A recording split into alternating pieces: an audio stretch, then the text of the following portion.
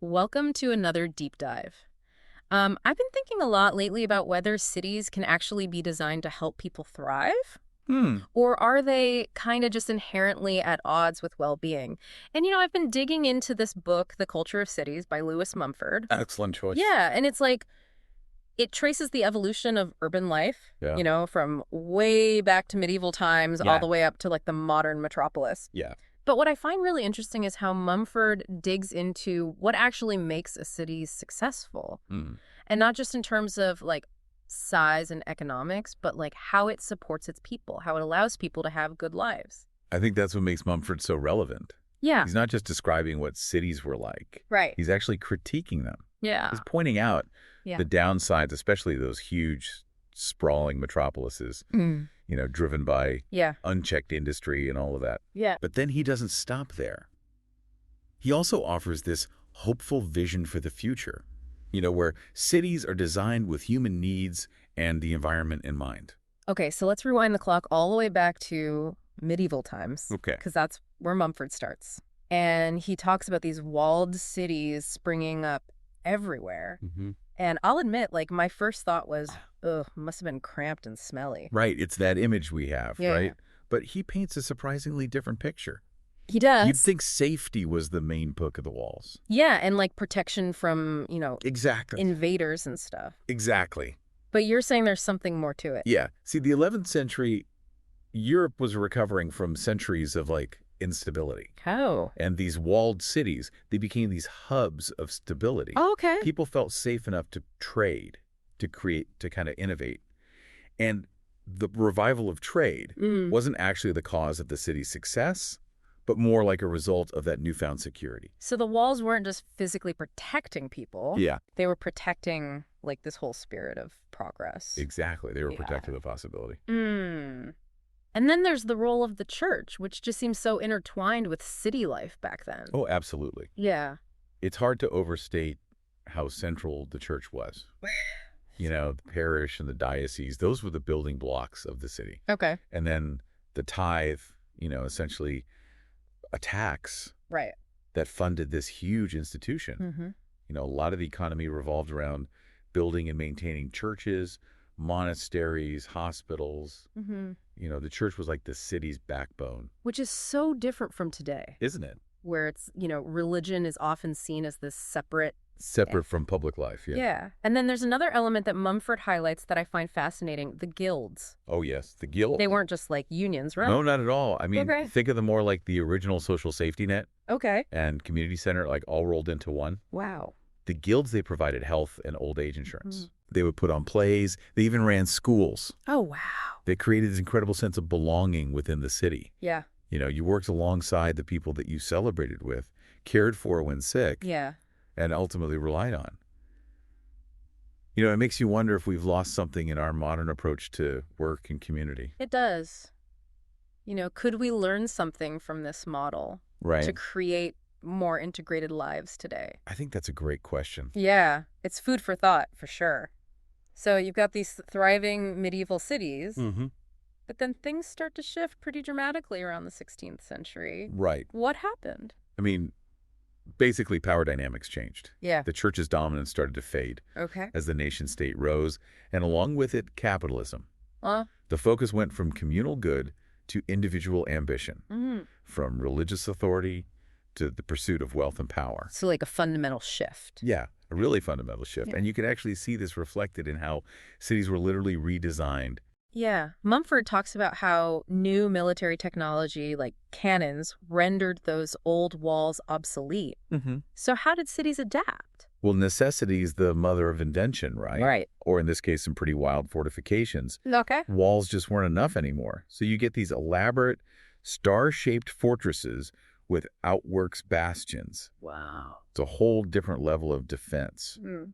But here's the thing. These new defenses required huge garrisons. Okay. So suddenly you have tons of soldiers concentrated in cities. Oh. And wherever there are soldiers, certain entertainment districts tend to pop up, Uh-huh. if you catch my drift. I think I do. Right. So not just military strategy, but also like the underbelly of city life is evolving too. Exactly. Yeah, and on top of that, like general population growth was putting a strain on resources. It's like some of the problems that we still see in cities today were already starting to emerge back then. Absolutely. Overcrowding sanitation issues. Right. Those became major challenges. Yeah. And then to add another layer of complexity, you have the rise of the palace Okay. as this symbol of power and how that influenced urban planning.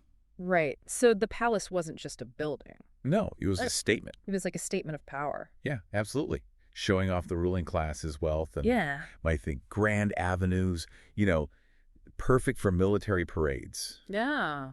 And that influence trickled down to how homes were laid out. Okay. Specialized rooms became a thing, like salons for gatherings and separate dining areas. Hmm. It reflects this move away from the communal religious core of the medieval city Okay. towards something more individualistic, more focused on displaying power, both political and economic. So from the church to the palace, like Mhm. the very heart of the city was changing. Yeah. And it's amazing how these shifts in power and technology were literally reshaping the physical layout, Yeah, but also like the social dynamics of these cities. absolutely. Yeah. I mean, and that trend just intensifies with the Industrial Revolution. Which brings us to the rise of the factory, the plight of the worker, Right. and a whole new set of urban challenges that Mumford unpacks. Okay. So we've gone from those kind of cozy, Well, maybe not cozy. maybe not cozy, but Right. medieval cities to the dawn of a new urban era. Yeah. A whole new set of challenges. And I'm really curious to see where Mumford takes us as we delve into those complexities next time. Yeah. It's a fascinating journey, It is. for sure. We've only just begun. We have. So we left off with cities on the cusp of this huge transformation, the Industrial Revolution. Right, like hitting fast forward on growth, but Exactly. But with a hefty price tag. yeah. Mumford really doesn't hold back in describing the downsides. So it's like the dark side of all those incredible advances, right? Yeah, I mean, the inventions themselves were amazing. Right. But they created this whole new category of urban problems. Yeah. Cities became these dense industrial zones, choked with factories, spewing smoke and soot. It must have been awful. Oh, it was just unpleasant. It was dangerous. Right? Workers were crammed into hastily built slums. Yeah. Sanitation was an afterthought. Yeah. And diseases like typhoid spread like wildfire. Makes you appreciate modern building codes, that's for sure. I know, right? But it's fascinating how Mumford points out that the prevailing philosophy of the time, utilitarianism, Yeah. actually made things worse. Can you unpack that a bit? Yeah, so utilitarianism at its core aimed for the greatest good for the greatest number. Okay. Sounds good so far. Right. But the way it played out in cities is like a cautionary tale. Okay, how so? Well, the idea was that, the free market would magically sort everything out, lead to prosperity for all. Mm-hmm. But the problem is that didn't account for basic human decency or the need for regulation. So instead of a well-oiled machine for progress, Right. you got exploitation and neglect. Pretty much. Imagine cities growing with almost no oversight, Wow. driven purely by profit. So what was the result? I mean, inadequate housing, polluted air and water, rampant disease. Yeah. The human cost was enormous. It's hard to fathom living in those conditions. It really is. No wonder people started dreaming of escaping to the suburbs. Oh, yeah. The suburbs offered this image of, fresh air, green spaces, a slower pace of life. Yeah, like a refuge from the city. Exactly. It was a reaction against all that grime and chaos. Yeah. And for some, it did provide relief. But Mumford wasn't entirely on board with the suburbs, was he?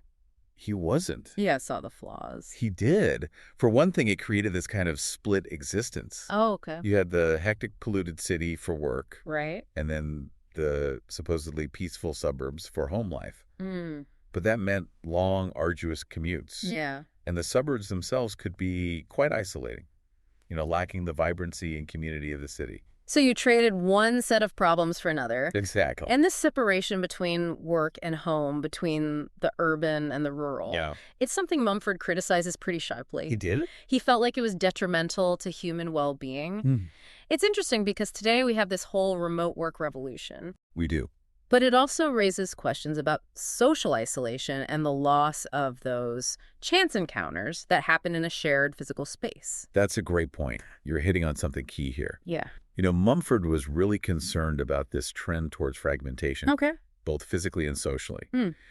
He saw it as a symptom of a larger problem, this idea that we can just kind of escape the problems of the city Yeah, just run away. instead of actually confronting them head on. So what was the alternative? Well, he wasn't just an observer, right? Right. He also talks about efforts to improve conditions, things like philanthropy and housing reform. Okay, did those make a difference? They did to an extent, Yeah. but it often felt like putting a Band-Aid on a gaping wound. Oh, wow.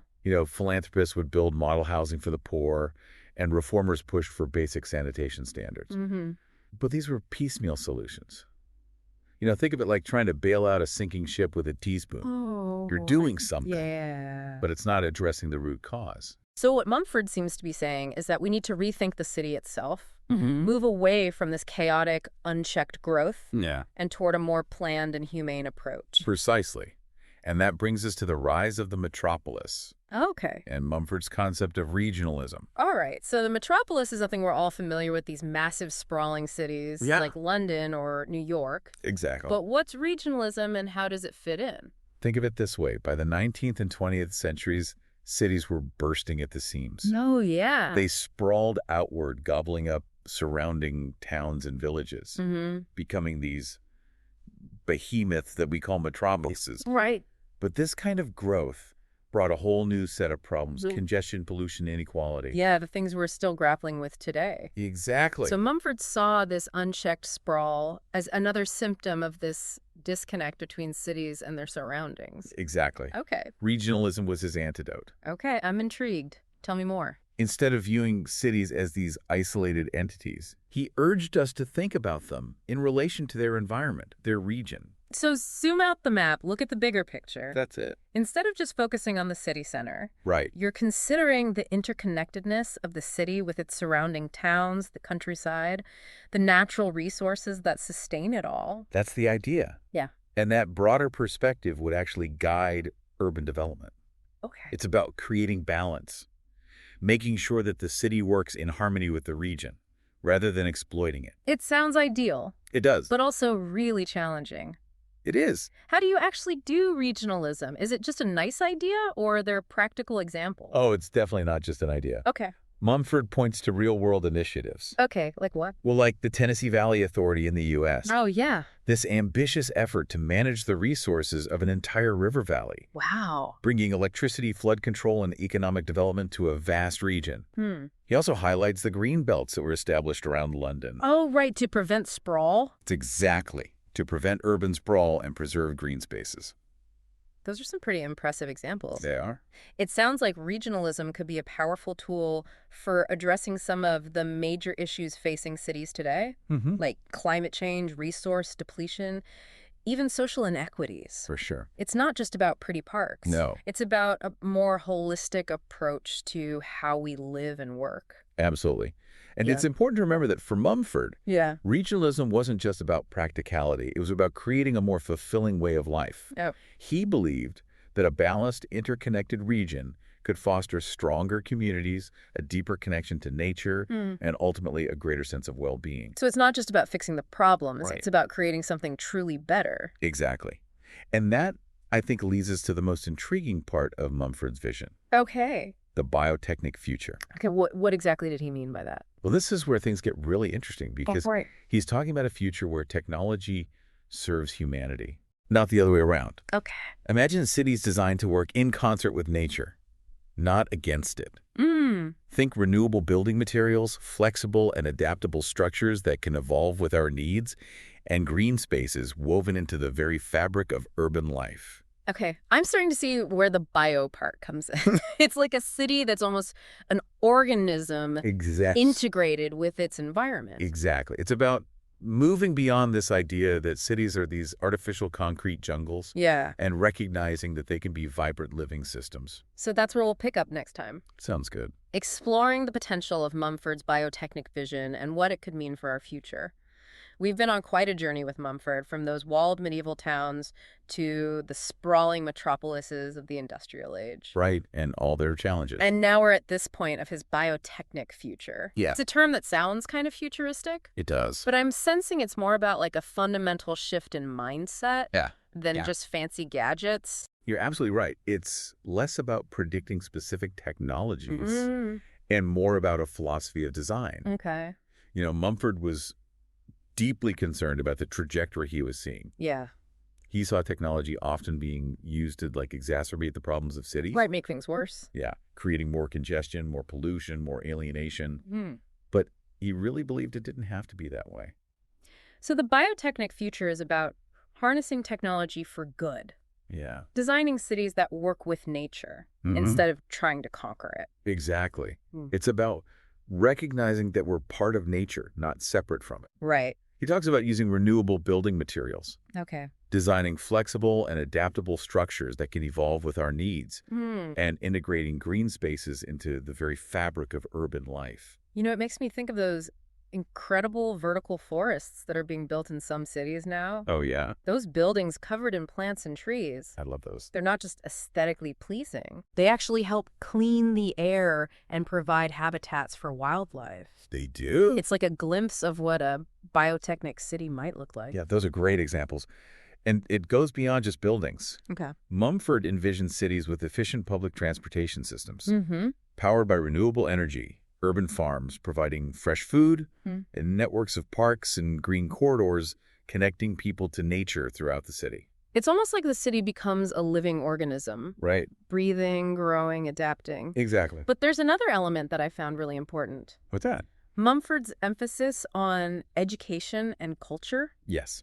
He doesn't see these as just like nice extras, Yeah. but as like essential components of a healthy city. He was adamant about that. Really? He envisioned cities with easily accessible libraries, workshops, studios, theaters, Yeah. all these spaces for learning creativity and social interaction. Yeah. And education wasn't just for kids. Right. It was a lifelong pursuit woven into the fabric of the city. So it's not just about the physical infrastructure. No. It's about creating an environment that stimulates the mind and spirit, Yeah. that fosters a sense of community and shared purpose. Absolutely. You know, it makes me think of those vibrant community gardens that are popping up in cities, Oh, yeah. where people come together not just to grow food, Right. but also to connect and learn from each other. It's like a microcosm of that biotechnic spirit. Those are wonderful examples. Yeah. And I think they highlight something crucial about Mumford's vision. Okay, what's that? It's not about imposing some kind of rigid blueprint, Yeah. but rather about creating a framework that allows for diversity, creativity, Yeah. and bottom-up innovation. Okay. He really believed in empowering people to shape their own communities.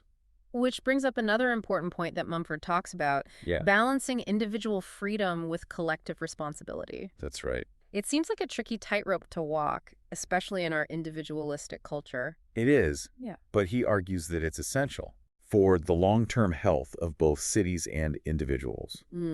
It's about recognizing that our choices impact others Right. and that we have a responsibility to the community and to future generations. Yeah.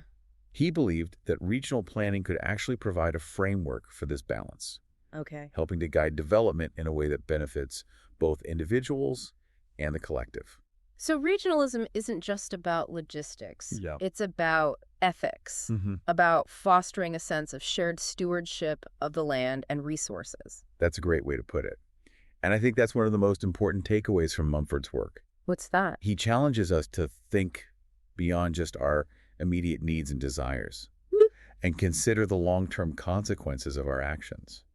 He asks us to imagine a future where cities aren't just these engines of economic growth, Yeah. but vibrant, equitable, and sustainable communities that nourish both the body and the soul. It's a powerful vision, and it feels more relevant than ever. It does. As we face the challenges of climate change, social inequality, and rapid technological advancement, what stood out to you the most from our exploration of Mumford's work? I think what struck me is how deeply he understood the interconnectedness of things. Yeah. He saw cities not as these isolated entities, Right. but as integral parts of larger ecosystems, both natural and human. He understood that our actions have ripple effects, Yeah. and that building a better future requires a holistic approach that considers the needs of all stakeholders present and future. That's a profound insight, and it makes me wonder if our current approach to city planning is too fragmented, Yeah. too focused on short-term gains. Maybe we need to step back and ask ourselves those bigger questions that Mumford was grappling with. Questions about what truly makes a city successful. Yeah. Not just in terms of economic output, Right. but in terms of human flourishing. Yeah. What kind of legacy are we creating? Mhm. What kind of world do we want to leave for future generations? Those are the essential questions, aren't they? Yeah. And while Mumford wrote The Culture of Cities decades ago, Yeah. those questions are even more urgent today. I agree. He offers not just a critique of what's gone wrong, Yeah. but a framework for imagining and building a better future. Okay. A future where cities are not just places we live, Right. but thriving ecosystems that nurture our creativity, our connections, and our sense of belonging. Well, this deep dive into the culture of cities has been a real journey through time Yeah. and a glimpse into what could be. Yeah. It's a reminder that we're not just passive inhabitants of cities. Mm-hmm. We're active participants in shaping their future. We are. And maybe by revisiting the insights of thinkers like Mumford, Yeah. we can find inspiration and guidance for creating cities that truly support human well-being and a flourishing planet. Right.